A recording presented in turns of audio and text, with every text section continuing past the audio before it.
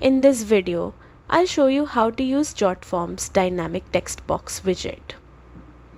A great way to make your forms more flexible and interactive by letting users add extra text fields whenever they need. Start by opening jotform.com and logging into your account.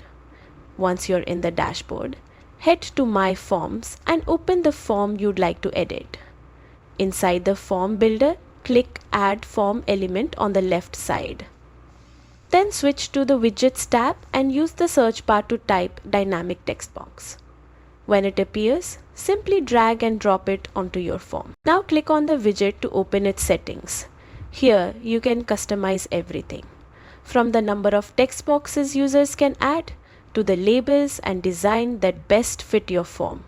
You can even control how many fields someone can create, keeping things neat and manageable. Once you've made your changes, preview your form.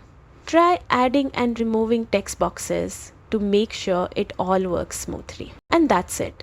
Your form now lets users expand their input on demand, making it more engaging and efficient. Thanks for watching, and don't forget to like and subscribe for more quick Jotform tutorials and workflow tips.